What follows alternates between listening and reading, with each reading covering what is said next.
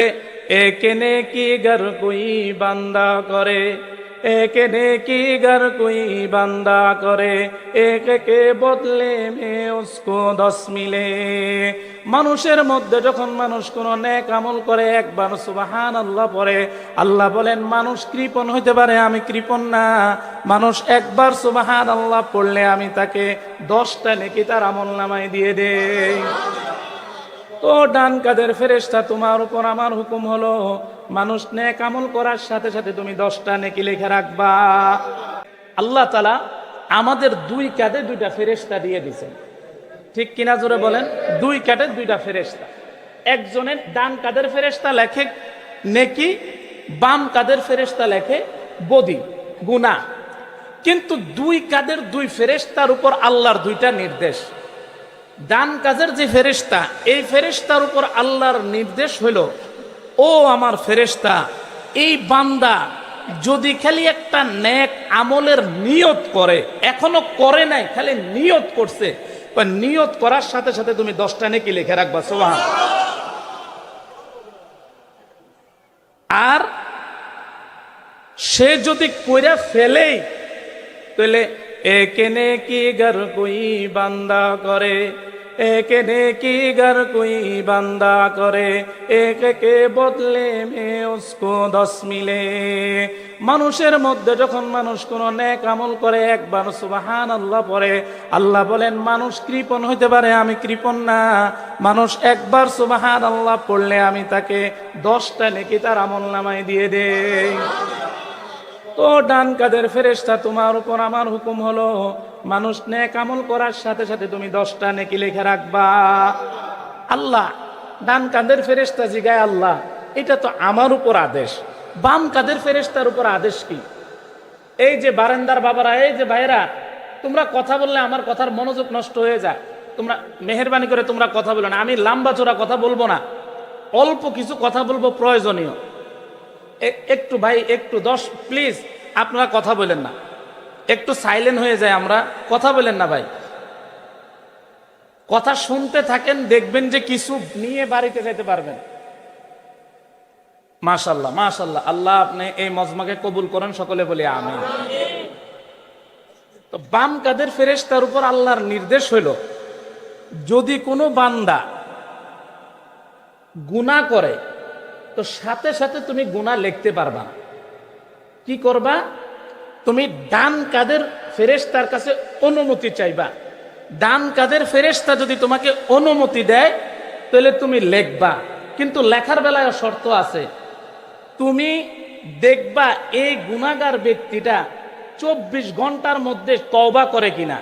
যদি 24 ঘন্টার মধ্যে তওবা করে তাহলে আর গুনাহ লেখার দরকার নাই। সুবহানাল্লাহ।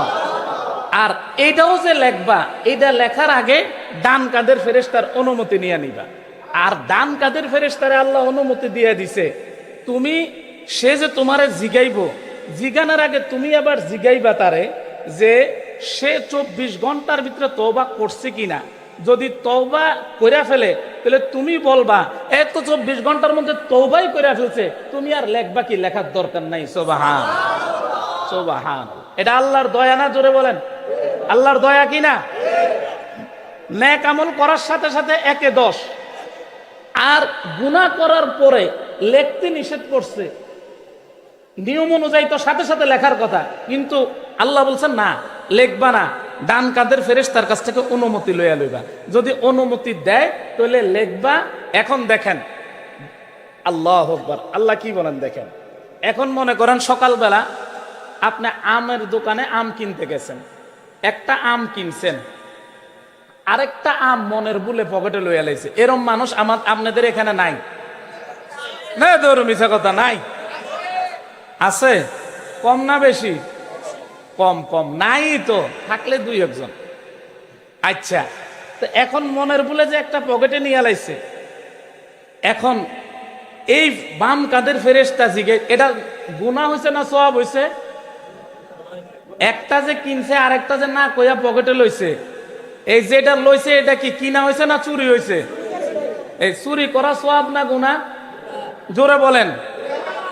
এই যে গুনাহটা হইল, এখন ডান কাঁধের বাম কাঁধের ফেরেশতা ডান কাঁধের ফেরেশতারে জিগায়, ও আমির সাহেব, আল্লাহ তো আপনার অনুমতি ছাড়া আমারে লিখতে না করছে, এই যে আম একটা চুরি করে লইছে, 1 ঘন্টা তো হয়ে গেল, এখন কি লেখমু? ডান কাঁধের ফেরেশতা খবরদার, 24 ঘন্টা সময় আল্লাহ দিয়া রাখছে। সুবহানাল্লাহ কোন, মাত্র তো 1 ঘন্টা হয়েছে, আরো তো 23 ঘন্টা রয়ে গেছে। আচ্ছা, এইবার জোহর পর্যন্ত অপেক্ষা করো, জোহর পর্যন্ত অপেক্ষা করো। এখন জোহর পর্যন্ত অপেক্ষা করছে, তওবা করে না।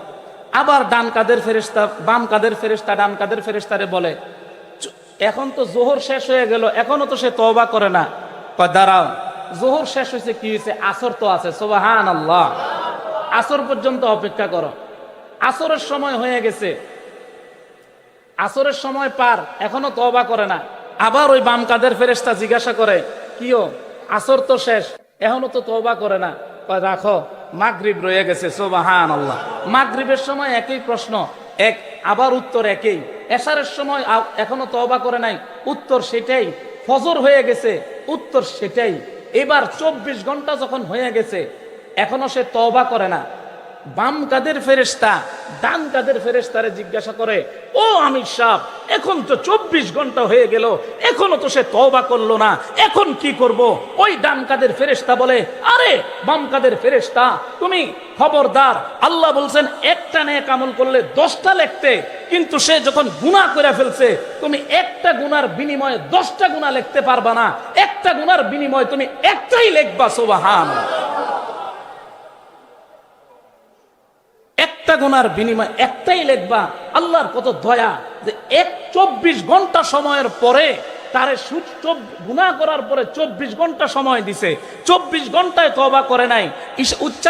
উচিত ছিল একটা গুনার বদলে 10টা লেখার কথা, আল্লাহর দয়া হইল 10টা না, একটার জায়গায় একটাই লিখবা। সুবহানাল্লাহ, মুহতারাম হাজিরিন, এটা আমার আল্লাহর দয়া কিনা? জোরে বলেন, দয়া। এরপরে আরেকটা দয়া শুনে, আমরা তো আল্লাহর সাথে চিনি না, আল্লাহর সাথে আমার সম্পর্ক নাই। আরে দরজা কই ঢুকোস কোন দিক দিয়া? দরজা কই যাস কোন দিক দিয়া? আল্লাহর রাসূলের কাছে একজন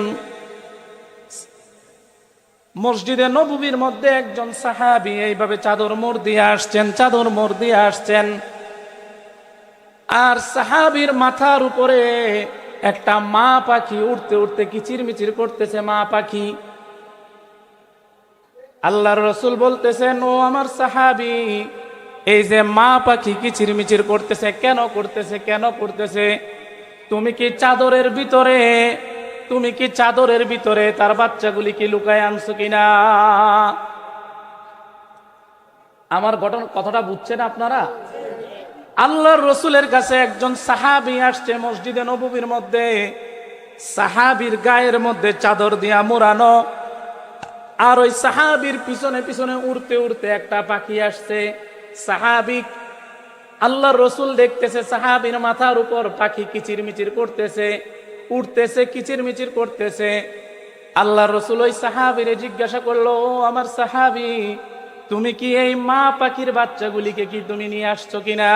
সুবহানাল্লাহ।